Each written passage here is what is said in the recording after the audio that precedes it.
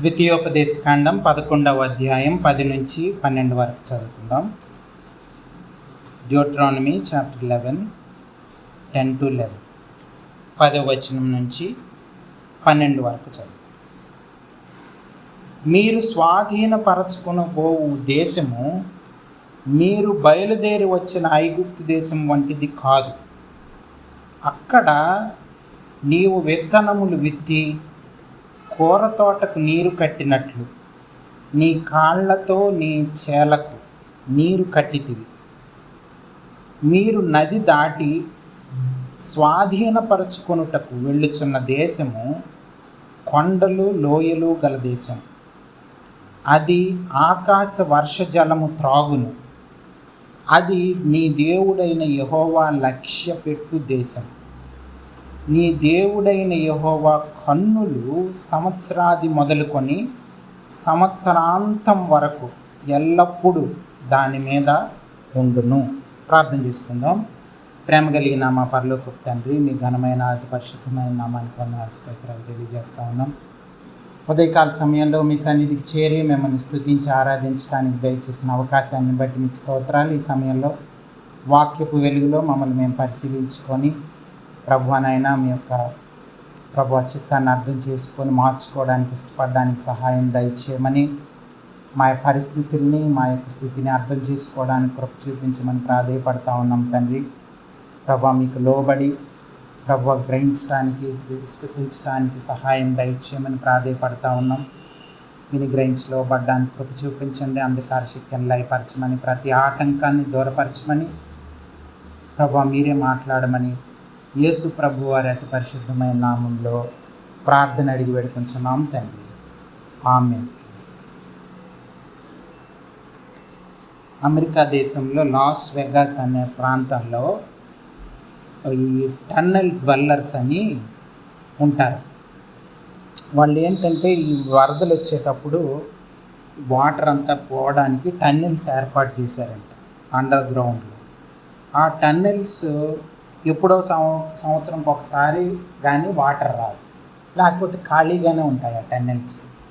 అయితే ఎవరైతే కొంతమంది చెడు వ్యసనాలకు అలవాటు అయిపోయిన వాళ్ళు, రకరకాల ఆలోచనలతో ఉన్నవాళ్ళు, కొంతమంది చూడండి గ్రాఫిటీ అని గోడల మీద బొమ్మలు వేస్తూ ఉంటారు, అలాంటి వాళ్ళు, డ్రగ్స్కి వాటికి అలవాటు అయిపోయిన వాళ్ళు, ప్రాస్టిట్యూషన్స్ చేసి దాని పర్యవసానాలు అనుభవిస్తున్న వాళ్ళు, ఇటువంటి ఫ్యామిలీస్ కొంతమంది ఒక 1500 మంది అట్లా ఆ టన్నెల్స్లోనే ఉండిపోతారు.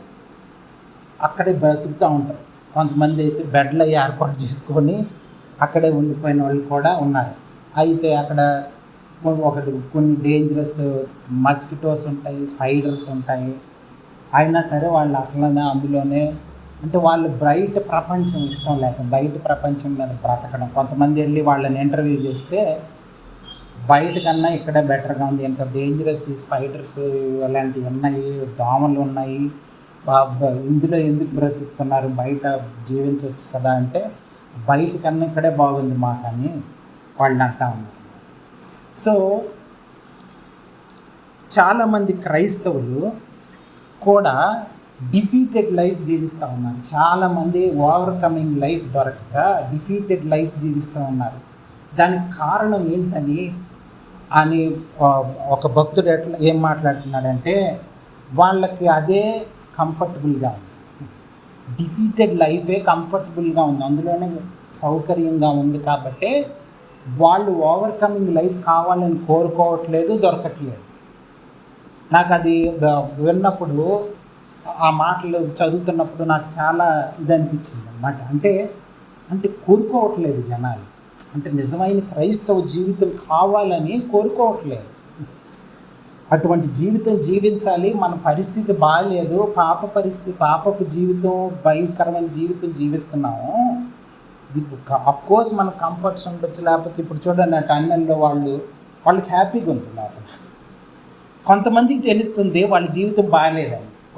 ఆ ఇంటర్వ్యూయర్ ఒక ఆయన ఇంటర్వ్యూ చేస్తుంటే చూడగానే అతను మేబీ ఒక 75 అట్లా ఉంటాయేమో ఏజ్ అనుకున్నాడంట. ఆయనతో ఆయన్ని మాట్లాడుతాను. వాళ్ళు ఎప్పుడు ఇంటర్వ్యూ చేశాడంటే అనౌన్స్ చేశారనమాట, వాటర్ వచ్చే అవకాశం ఉంది, కొంచెం ఖాళీ చేసేయండి ఆ టన్నెల్స్ అని అనౌన్స్ చేస్తే వాళ్ళు సామాన్లన్నీ బయటికి తెచ్చుకుంటున్నారంట.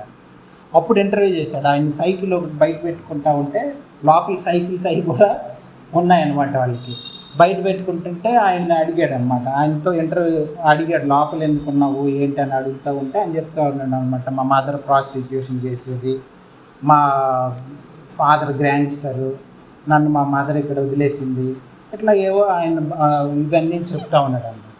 అయితే ఆయన చూసినప్పుడు ఈయనకో 75 years ఉంటాయేమో అని, ఎంత ఉంటుంది ఏజ్ మీది అని అడిగితే షాకింగ్గా అతను నాకు 45 years అని చెప్పాడు. అంటే లోపల ఉండడం వల్ల హెల్త్ అంతా పాడైపోయి ఎన్నో ఇయర్స్ అందులో ఉండిపోవడం వల్ల అట్లా అయిపోయాడు ఆయన. సో అంటే మనకు కూడా పరిస్థితి తెలియదు, పాపం ఎంత కరప్షన్ చేసేస్తుంది మన థాట్ లెవెల్ని, లేకపోతే మన లైఫ్ స్టైల్స్ని, మన విధన్ని, మన జీవన విధానాన్ని పాపం ఎంత కరప్ట్ చేసేస్తుంది అన్న తెలియట్లేదు. తెలియక బయటికి బాగానే ఉన్నాం కదా, కంఫర్టబుల్ లైఫ్ జీవిస్తున్నాం, మనం ఎవరికి అపకారం చేయట్లేదు, ఏం చేయట్లేదు, లేకపోతే ఇలాగా అనిపించడం వల్ల ఆ కంటెంట్మెంట్ వల్లనే పాపం నుంచి బయటపడిపోవాలా, ఓవర్కమింగ్ లైఫ్ అంటూ ఒకటి ఉందని బైబిల్ చెప్తున్న జీవితాన్ని జీవించలేని పరిస్థితుల్లోకి క్రైస్తవులు వెళ్ళిపోతారు. సో ఇది మనం అర్థం చేసుకోవాలి. ఇక్కడ చూడండి, డ్యూటరానమీలో ఒక మాట చదివాం, ఆ యొక్క ప్రామిస్డ్ ల్యాండ్కి ఇశ్రాయేలీలు వెళ్ళిపోయిన తర్వాత వాళ్ళతో ఆ యొక్క మోషే మాట్లాడుతున్నటువంటి మాటలో చూడండి, మీరు స్వాధీనపరచుకొని పో దేశము మీరు బయలుదేరి వచ్చే ఐగుప్తు దేశం వంటిది కాదు. ఫస్ట్ ఆఫ్ ఆల్ మనం ఈజిప్ట్లో ఉన్నాం. చాలా భయంకరమైన పరిస్థితులు, అంటే దేవుని నమ్ముకోని పరిస్థితి, దేవుని తెలియని పరిస్థితి, మారు మనస్సు పొందని పరిస్థితిని ఐగుప్తు దేశంతో పోల్చుకోవచ్చు మనం. ఐగుప్తు దేశంలో బానిసలు కదా, వాళ్ళు ఎవరేం చెప్తే వాళ్ళ జీవితాలు వాళ్ళ చేతుల్లో ఉండవు. ఎవరైతే లోకానుసారమైన శరీరానుసారమైన జీవితం జీవిస్తున్నారో వాళ్ళ జీవితాలు వాళ్ళ చేతుల్లో ఉండవు. డ్రగ్ ఎడిక్ట్స్, లేకపోతే మూవీకి అడిక్ట్ అయిపోయిన వాళ్ళు, లేకపోతే లోకంలో రకరకాల సీరియల్స్కి అడిక్ట్ అయిపోయిన వాళ్ళు, మొబైల్ ఫోన్స్కి అడిక్ట్ అయిపోయిన వాళ్ళు, రకరకాల ఈ లోకపు జ్ఞానానికి అడిక్ట్ అయిపోయిన వాళ్ళు, జాబ్స్కి అడిక్ట్ అయిపోయిన వాళ్ళు, రకరకాలుగా ఉంటారు. మనకు తెలియదు అవన్నీ ఎడిక్షన్స్ అని, తెలియక అందులోనే కొనసాగిపోతూ ఉంటాం. తప్పుడు బతుకులు సూపర్ లైఫ్ అని మీదని చెప్తూ ఉంటారు వాళ్ళు, అసలు హెచ్చరించరు.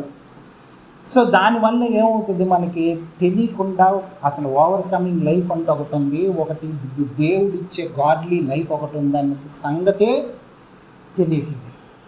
తెలియక డిఫీటెడ్ లైఫ్స్, కంటిన్యూస్గా డిఫీటెడ్ లైఫ్స్ జీవిస్తూ ఉన్నారు. సో ఈజిప్ట్ అన్నది వరల్డ్లీ లైఫ్ని సూచిస్తూ ఉంది. బానిసలు ఎవరైతే ఈ వరల్డ్లో ఉన్నారో, ఆఫ్కోర్స్ బయటకు కనిపించవచ్చు, ఆస్తిమంతుల్లాగా కనిపించవచ్చు, బయటకు కారులోనే బయటకు వచ్చే పెలేషియల్ బిల్డింగ్స్ నుంచి కారులోనే బయటకు వచ్చే లైఫ్ స్టైల్ జీవించవచ్చు, రకరకాల కాస్ట్లీ బట్టలు వేసుకోవచ్చు, లేకపోతే జ్ఞానం ఉండొచ్చు, డిగ్రీలు ఉండొచ్చు, ఏమున్నా సరే పాపం నుంచి బయటపడాలన్నది తెలియకపోతే, మారు మనసు పొంది దేవుని జీవితం ఒకటి ఉన్నదని తెలియకపోతే బానిస బ్రతుకులవి మనకి తెలియదు. ఈ ఎడిక్షన్స్ అన్నీ మన బానిసల్ని చేసేస్తాయి. మనకి ఎవరో డ్రగ్స్ వాడేవాళ్ళు, సిగరెట్లు తాగేవాళ్ళు, మందు తాగేవాళ్ళు ఎడిక్టర్స్ అనుకుంటుంటాం, వాళ్ళని చూసి అసహ్యించుకుంటుంటాం, కానీ మన పరిస్థితి చూసుకోం. సో ఇది చాలా ప్రాముఖ్యమైనటువంటి క్రైస్తవ జీవితంలో మనం అర్థం చేసుకోవాల్సింది, బానిసత్వం నుంచి బయటపడాలి. దాని నుంచి బయటపడడానికే మోషే ద్వారా దేవుడు వాళ్ళందరినీ ప్రయాణం ప్రారంభించారు. Of course more than 6 lakh people start అయ్యి వెళ్తూ ఉన్నారు, కానీ విశ్వాసం లేదు ఎవరికి. ప్రయాణం అయితే ప్రారంభమైపోయింది, అందరూ బాప్తిస్మం తీసేసుకున్నారు, మన భాషలో చెప్పాలంటే కమ్యూనియన్లో పార్టిసిపేట్ చేసేస్తున్నారు, అంతా అవుతుంది, కానీ విశ్వాసం దేవుడిని తిట్టడం, మోసేని తిట్టడం, లేకపోతే వాళ్ళని కొనుక్కోవడం, తిట్టుకోవడం, కొనుక్కోవడం, మొత్తం అరణ్యంలోనే జీవితాలన్నీ బలైపోయింది. ప్రామిస్డ్ ల్యాండ్కి చేరిన వాళ్ళు, స్టార్ట్ అయిన వాళ్ళల్లో ప్రామిస్డ్ ల్యాండ్కి చేరిన వాళ్ళు ఇద్దరే ఉన్నారు.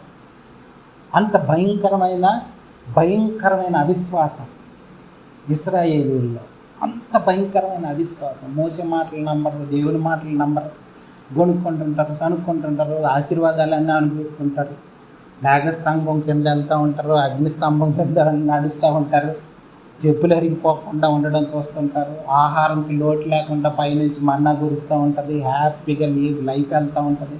అయినా సరే దేవుడిని నమ్మరు, విశ్వాసం లేదు. ఎంత భయంకరమో చూడండి. మనకు వాళ్ళని చూస్తే అనిపించవచ్చు, కానీ ఈ రోజుల్లో 90% of the Christians life styles ఇవే. చాలామంది పరిస్థితి ఇట్లనే ఉంది ఈ రోజుల్లో. దేవుని మీద విశ్వాసం లేదు. ఉదయకాల సమయంలో వర్షిప్ మెసేజ్లో మనం జ్ఞాపకం చేసుకున్నాం, విశ్వాసం లేకుండా దేవుణ్ణి ప్లీజ్ చేయడం ఇంపాసిబుల్. దేవునికి ఇష్టమైన జీవితం జీవించడం విశ్వాసం లేకుండా ఇంపాసిబుల్. డబ్బులు ఇచ్చినా, దాన ధర్మాలు చేసినా, ఏం చేసినా సరే అవ్వదు, కుదరని పని. విశ్వాసం, దేవుని మీద విశ్వాసం ఉంటేనే, నమ్మకం మీద దేవుని నమ్మి జీవితం సాగిస్తేనే క్రైస్తవ దేవుణ్ణి ప్లీజ్ చేయగలం. విశ్వాసం అది అప్పుడు క్రైస్తవ జీవితం దొరుకుతుంది. విశ్వాసం లేకుండా ఇంపాసిబుల్. చూడండి, ఆ తర్వాత విల్డర్నెస్ లైఫ్ని, ఆ యొక్క అరణ్య జీవితాన్ని దేంతో పోల్చారంటే స్ట్రగుల్డ్ లైఫ్. ఎలాగా? రోజు ఆకలేస్తుంటుంది, లేకపోతే ఇంకోటి అవుతూ ఉంటుంది. దేవుని మీద ఆధారపడాలంటే అర్థం కాక, విశ్వాసం లేక, అవిశ్వాసంతో స్ట్రగుల్ అవుతూ ఉంటారు. అటు నుంచి ఇటు, ఇటు నుంచి అటు, అటు నుంచి ఇటు. ఒకసారి మా దేవ క్షమించని దేవుడి దగ్గరికి వెళ్ళడం, మళ్ళీ ఆ లైఫ్ సౌకర్యంగా అయిపోగానే మళ్ళీ మామూలు అయిపోవడం, మళ్ళీ దేవుడి దగ్గరికి వెళ్ళి క్షమించిన ఆయన అనడం, మళ్ళీ మామూలు అయిపోవడం. ఇది సైకిల్ కొనసాగుతూ ఉంటుంది. పాపం చేయడం, క్షమించమని అడగడం, పాపం చేయడం, క్షమించబడి అడగడం. ఇది విల్డర్నెస్ లైఫ్. సో మోషే ఏం చెప్తున్నాడంటే, చూడండి 11వ వచనంలో, 10వ వచనంలో 2వ భాగం, అక్కడ నీవు విత్తనములు విత్తి కోర తోటకు నీరు కట్టినట్లు నీ కాళ్ళతో నీ చేలకు నీరు కట్టితివి. మీరు నది దాటి స్వాధీనపరుచుకొనుటకు వెళ్ళుచున్న దేశము కొండలు లోయలు గల దేశం. అది ఆకాశ వర్షములు త్రాగును. అది నీ దేవుడైన యెహోవా లక్ష్యపెట్టు దేశం. అంటే దేవుని గ్రేస్ దొరకని ప్లేసే విల్డర్నెస్, అరణ్య జీవితం. సో చాలామంది life styles, Christian life styles ఈ విల్డర్నెస్ లైఫ్ స్టైలే ఉంది. సో అలా కాకుండా మనం ఏం చేయాలంటే ప్రామిస్డ్ ల్యాండ్లోకి ఎంటర్ అవ్వాలి. అక్కడ రెస్ట్ ఉంది, దేవుని రెస్ట్ ఉంది, అక్కడ స్ట్రగుల్ లేదు. నిజమైన క్రైస్తవ జీవితం స్ట్రగుల్డ్ లైఫ్ కాదు. ఎన్ని ఆటంకాలు వచ్చినా, ఎన్ని ఇరుకులు వచ్చినా, ఇబ్బందులు వచ్చినా స్ట్రగులే లేదు. Complete rest. అది ఎలాగా? దేవుని మీద ఆధారపడతాం. దేవుడు ఉన్నాడు, దేవుని మీద ఆధారపడి దేవుడు చాలాసార్లు చెప్పాడు వరి అవ్వకండి అని. మత్తయి సువార్తలో యేసు ప్రభు వారు కూడా చాలాసార్లు ఒక చాప్టరే ఉంటుంది. వరి అవ్వకండి, ఆకాశ పక్షులను చూడండి, వాటిని చూడండి, వీటిని చూసి నేర్చుకోండి. వరి అవ్వడం వల్ల ఏం ఉపయోగం లేదు, దాని ద్వారా లైఫ్ని ప్లాన్ చేసుకోకండి. దేవుని మీద ఆధారపడి లైఫ్ని ప్లాన్ చేసుకోండి. గాడ్లీ లైఫ్ అన్నది, క్రిస్టియన్ లైఫ్ అన్నది రెస్ట్తో ప్రారంభం. యాడమ్ కూడా పుట్టినప్పుడు ఫస్ట్ డే యాడమ్కి ఏంటో తెలుసా? Very first day rest day. Very first day యాడమ్కి రెస్ట్ డే. ఏం పని చేయాల్సిన అవసరమే లేదు. ఎందుకు? మొత్తం అంతా దేవుడు అంతా సృష్టించాక అప్పుడు ఆదాముని సృష్టించాక అప్పుడు నువ్వు ఇది చెయ్యి, అది చెయ్యి, అలా పని చెయ్యి, ఇల్లు పని చెయ్యి అనలేదు. మొత్తం దేవుడు పని చేసేసి అప్పుడు యాడమ్ని అక్కడ గార్డెన్లో పెట్టండి. నీకేం పని లేదు, రెస్ట్ తీసుకోవడమే. పంటలన్నీ పండుతుంటాయి, టిల్ చేసి శుభ్రంగా అగ్రికల్చరల్ చేసి దేవునిలో రెస్ట్. క్రిస్టియన్ లైఫ్ అనేది రెస్ట్తో ప్రారంభమైంది. సో మనం కూడా అర్థం చేసుకోవాల్సింది ఏంటంటే స్ట్రగుల్ లైఫ్ కాదు క్రిస్టియన్ లైఫ్. రెస్ట్ అంటే ఇరుకులు ఉంటాయి, ఇబ్బందులు ఉంటాయి, శ్రమలు ఉంటాయి, టార్చర్ చేయొచ్చు, లేకపోతే శత్రువులు ఉండొచ్చు, ఏవన్నీ ఉండొచ్చు. కానీ మనం దేవుని మీద ఆధారపడే జీవితం క్రైస్తవ జీవితం. అది ఆ ఓవర్కమింగ్ లైఫ్ దొరకట్లేదు చాలామందికి. ఎందుకంటే ఇదే కంఫర్టబుల్గా ఉంది. అరణ్యం జీవితం కంఫర్టబుల్గా ఉంది. అందుకే దేవుడు ఆ యొక్క ప్రామిస్ ల్యాండ్కి వెళ్ళినా మీరు వాళ్ళని జయించాలని ఎన్ని చెప్పినా సరే వాళ్ళని జయించకుండా అలాగే వాళ్ళతో కలిసి జీవించారు. దానివల్ల ఏమైంది, మళ్ళీ దేవుడు వాళ్ళని బబులోను చెరకి అప్పగించేసి. మనం కూడా పాపం నుంచి విడుదల పొందాలి, కంప్లీట్ రెస్ట్ కావాలి మనకి అన్నది అర్థం చేసుకోవాలి. పాపం నుంచి కంప్లీట్ రెస్ట్ కావాలి మనిషికి.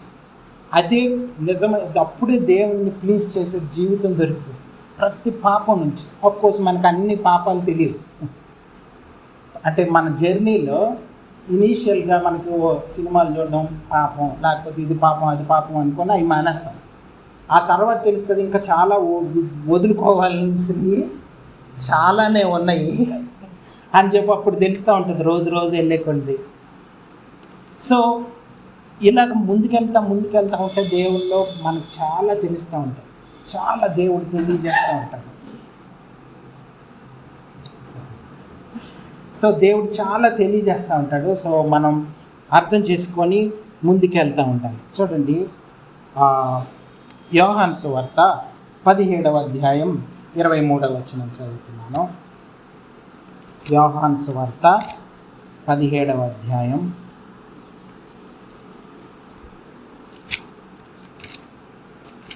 23వ వచనం.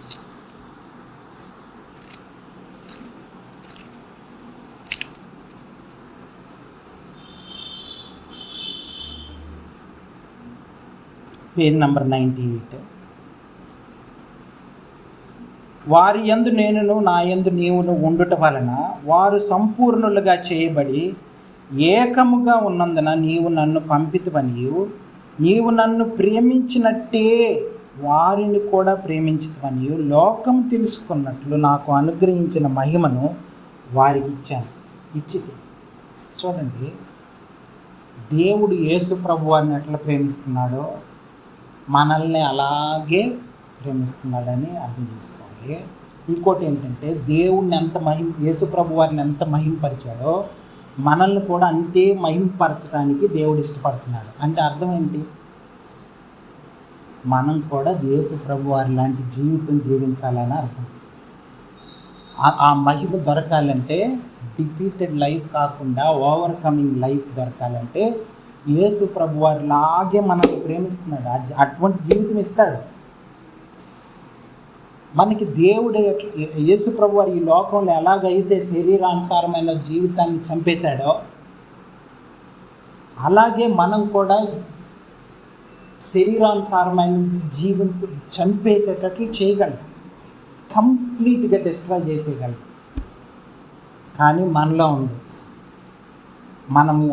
మనం ఇందులోనే పాపం మత్తులోనే కంఫర్టబుల్గా ఉన్నాం అనుకోండి, దేవుడు మనల్ని ఏమి చేయడు. లేదు, నా పరిస్థితి బాగాలేదని దేవుని దగ్గరికి వెళ్ళి రిపెంట్ అయ్యి నాకు ఇటువంటి యేసు ప్రభు వారి లాంటి జీవితం నాకు కావాలి అని దేవుని దగ్గర మొర్రపెట్టి పరిశుద్ధాత్మ దేవుని సాయం కావాలి, దేవుని మీద నేను ఆధారపడి బ్రతకాలి, అది లైఫ్. ఈ పెద్ద జీవితం, ఆడంబరమైన జీవితంలో, శరీరానుసారమైన జీవితంలో, లోకానుసారమైన జీవితంలో లేదు అని అర్థం చేసుకోవాలి. చూడండి, చాలామంది మాటల్లోనే, భాషలోనే, వాటిల్లోనే తెలిసిపోతుంది. పరిచయం ఏం తెలిసిపోతుంది. నేను పలాంది చదువుకున్నా అని చెప్పి మనం పరిచయం చేసుకుంటాం. ఒక్కొక్కరు మా ఇల్లు పలాంది దగ్గర ఉంటుంది, మేము పలాంది చర్చికి వెళ్తాం. ఈ మాటలన్నీ ఏంటంటే లోకానుసారమైన జీవితం బయటకు వచ్చేస్తూ ఉంటుంది. ఆత్మానుసారమైన జీవితం వేరేగా ఉంది. యేసు ప్రభు దగ్గరికి వెళ్ళి మీ ఇల్లు ఎక్కడ చెప్పండి, మేము వస్తామని అడిగారు శిష్యులు. మంచి ప్యాలెస్లో ఉంటాడు కావాలి, ఇల్లే లేదు బాబు, పక్షులకి వాటికైనా గూళ్ళు అవి ఉన్నాయి, కానీ నాకు అసలు ఇల్లే లేదు. మీ ఇష్టం వస్తే రండి, నేను ఎక్కడ పెడితే అక్కడే ఉంటాను అంటే. సో శరీరానుసారమైన జీవితాన్ని చంపేసి వదులుకోకపోతే ఆత్మానుసారమైన జీవితం దొరికే అవకాశమే లేదు. ఆ డిఫీటెడ్ లైఫ్లోనే ఉండిపోతాం. ఓవర్కమింగ్ లైఫ్ దొరకదు. బైబిల్ చెప్పే బైబిల్లో ఉన్న ప్రతి ఏ ఆశీర్వాదం దొరకట్లేదు. ఎందుకు? We are comfortable with temporary pleasures and worldly blessings. అందుకని తప్పుడు బోధకులు చూడండి, మనకి ఏ బ్లెస్సింగ్స్ కావాలో అవే చెప్తారు. మీకు నొప్పి లేకుండా, జబ్బులు రాకుండా, ఆర్థిక ఇబ్బందులే లేకుండా ఎవరైనా ఉంటారు అసలు ప్రపంచంలో? చెప్పండి. అది చెప్పే ఆయనకి కూడా ఉండడం, ఆయనకి చాలా ఇబ్బందుల్లో ఉంటాడు. ఆయన కూడా పరిస్థితి ఏమి బాగోదు. అయినా సరే వాళ్ళు మోసపోతూ మనల్ని కూడా మోసపోతూ బాగా నవ్వుతా మెసేజ్ చెప్పి ఇమోషనల్ చేసి అని నవ్వుతూ ఉంటే అబ్బా మనకి ఇష్టం కదా. చక్కగా మంచిగా నవ్వుతా చెప్తారండి మెసేజ్. ఏం తగలదు లోపల. హాయ్ కంఫర్టబుల్గా చేసి నీకే ప్రాబ్లం లేదు వెళ్ళిపోమ్మా అంటే, డాక్టర్ దగ్గరికి వెళ్ళాం అనుకోండి, డాక్టర్ మనకు ఉన్న రోగం చెప్పకుండా నువ్వు బ్రహ్మాండంగా ఉంది లైఫ్ అంటే వెళ్ళిపోమంటే మనం ఏం చేస్తాం? వెళ్ళిపోతాం. సో ఎవరు నిజమైన వైద్యుడో, ఎవరు ఏంటో, బైబిల్ గ్రంథం ఏం చెప్తుందో, ఎవరు ఏ మాటలు చెప్తున్నారో అర్థం చేసుకోవాలి. డార్క్నెస్లో ఉండిపోకూడదు, విడుదల పొందాలి, ఓవర్కమింగ్ లైఫ్ దొరకాలని మనం అర్థం చేసుకోవాలి. యేసు ప్రభు వారికి ఎటువంటి లైఫ్ ఇచ్చాడో అటువంటి లైఫే మనకి దేవుడు ఇస్తాడు. ఎలాంటి ప్రేమ యేసు ప్రభు వారికి దొరికిందో అదే ప్రేమ మనకు కూడా దొరుకుతుంది. యేసు ప్రభు వారిని దేవుడు ఎంత హెచ్చించాడో మనల్ని కూడా అంతే హెచ్చించాలని దేవుడు మనల్ని ఈ మారు మనసు మార్గంలోని, రక్షణ మార్గంలోనే మనల్ని ఉంచాడు.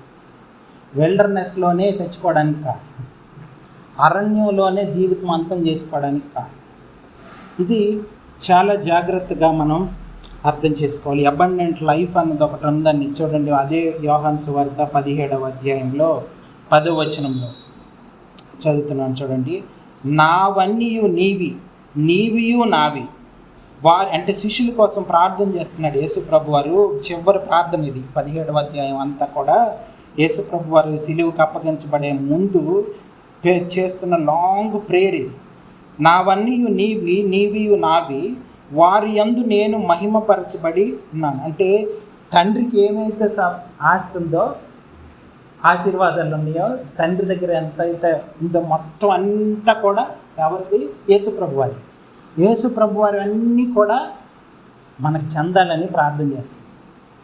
అటువంటి వాళ్ళు కోల్పోయి ఈ టెంపరీ ప్లెజర్స్ని చూసి, లోకంలో ఆస్తులను చూసి, జ్ఞానాన్ని చూసి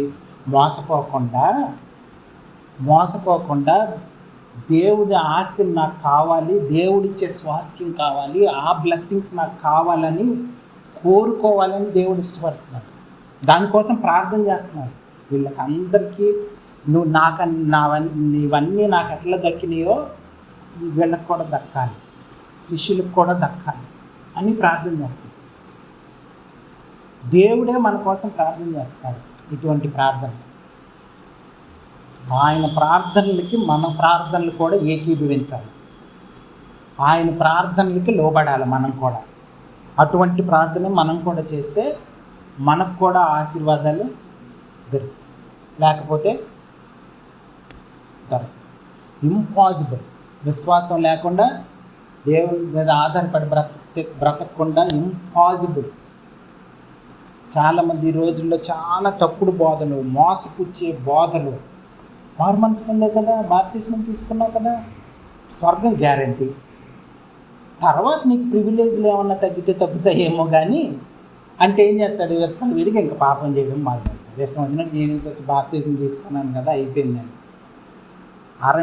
వాళ్ళు కూడా అలాగే ప్రారంభించారు జీవితం. ఇశ్రాయేలీలు కూడా ఈజిప్ట్ నుంచి బయటపడిపోవాలని తెలుసుకొని వెంటనే మోసే చెప్పంగానే పెట్టిబేడ సర్దుకొని అందరూ మూవ్ అయిపోయారు.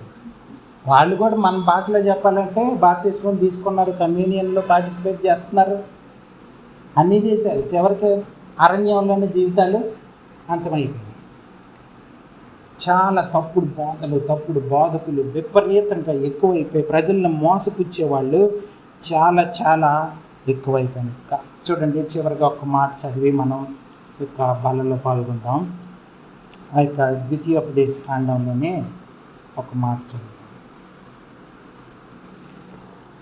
11వ అధ్యాయంలో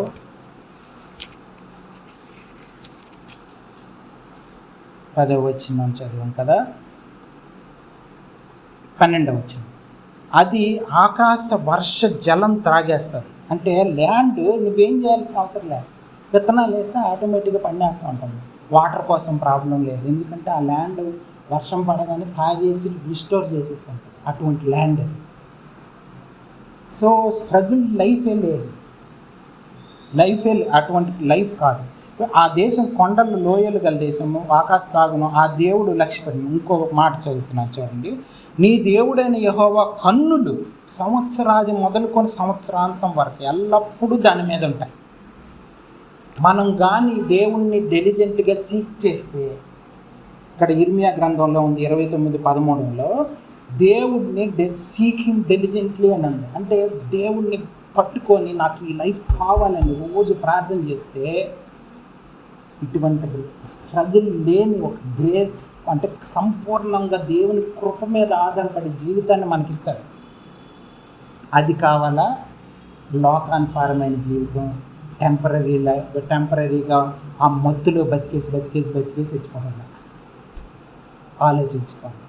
ఇది దేవుడు చెప్తున్నటువంటి గొప్ప జీవితం. దేవుని కన్నులు సంవత్సరం బిగినింగ్ నుంచి చివరి వరకు ఉంటాయి, మన మీదే ఉంటాయి, దృష్టి అంతా మన మీద ఉంటుంది. అటువంటి లైఫ్ కావాలా? దేవుడు పట్టించుకొని లైఫ్ ఉంది ఒకటి. మనం ఈ టెంపరీ ప్లెజర్స్లో ఉండిపోయామనుకోండి, ఈ లోకానుసారమైన జీవితం మా మత్తులో వెళ్ళిపోతున్నాం అనుకోండి, దేవుని దృష్టి మన మీద ఉంటుంది. మనం అనుకోవచ్చు, అబ్బా నాకు ఇక్కడ సీట్ వచ్చింది, అక్కడ ర్యాంక్ వచ్చింది, లేకపోతే ఇక్కడ ఇది అయింది, అక్కడ డబ్బులు వచ్చింది, లేకపోతే ప్రమోషన్ వచ్చింది అని ఆ మత్తులో వెళ్ళిపోయే అవకాశం ఉంది. అసలు పాప జీవితం అట్లానే ఉండిపోతుంది. ఓవర్కమింగ్ లైఫే లేదు, ఆ డిఫీటెడ్ లైఫ్లోనే అయిపోతుంది జీవితం. వాటి నుంచి బయటపడి దేవుడు తెలియజేస్తుంటాడు, ఇది మార్చుకో, ఈ ఆలోచన మార్చుకో, అది మార్చుకో, ఇది వదిలిపెడతా ఉంటే చనిపోతూ ఉంటే, శరీరానుసారమైన జీవితానికి చనిపోతూ ఉంటే ఆత్మానుసారమైన జీవితం దొరికి ప్రతి బ్లెస్సింగ్ మందే అయిపోతుంది. దేవునికి చెందిన ప్రతిదీ కూడా యేసు ప్రభు వారికి చెందింది, ప్రతిది కూడా మందే. ఒక ఆయన ఏం చెప్పాడంటే, ఒక ఆయన విల్ రాశాడు తాతగారు మనవడికి, ఏమన్నా ఆస్తి అంతా మనవడికి చెందాలన్నది. ఆ విషయం మనవడికి తెలియదు. లాయర్ మోసం చేసి అవసరమైనప్పుడల్లా డబ్బులు ఇస్తున్నాడు. నీకు ఎంత కావాలంటే అంత నేను ఇస్తానండి. అందులోనే సాటిస్ఫై అయిపోతున్నాను. అసలేంటి, చాలా విపరీతమైనటువంటి ఆస్తి తెలియదు. క్రైస్తవులు చాలా మంది పరిస్థితి అదే ఈ రోజుల్లో. మనకి ఎంత ఆస్తి ఉంది, మన స్వాస్థ్యం ఏంటని తెలియకుండా సైతాన్ని మనల్ని మభ్య పెట్టి ఏం చేస్తాడంటే, టెంపరీగా జాబ్ కావాలా, ప్రమోషన్ కావాలా, ఇంకోటి కావాలా, ప్రార్థన చేయి దేవుడు ఇదే అని అసలు జీవితం తెలియకుండా. సో ప్రార్థన చేసుకుందాం. ప్రేమ కలిగిన మా పరలోకపు తండ్రి, మీ ఘనమైన నామానికి వందనాలు ప్రభువా. ఉదయకాల సమయంలో మాతో మరొకసారి క్రైస్తవ జీవితం గురించి, నిజమైన ప్రభువానైన ఓవర్కమింగ్ లైఫ్ గురించి మరొకసారి మా ముందు ఉంచినందుకు మిమ్మల్ని స్తుతిస్తూ ఆరాధిస్తూ, ఘనత మహిమ ప్రభావాలు మీకే ఆరోపిస్తూ, మీ దీవెనన్నీ దొరికేటట్లు చేయమని యేసు ప్రభువారి అతి పరిశుద్ధమైన నామంలో ప్రార్థన అడిగి వేడుకొంచున్నాం తండ్రి. ఆమేన్.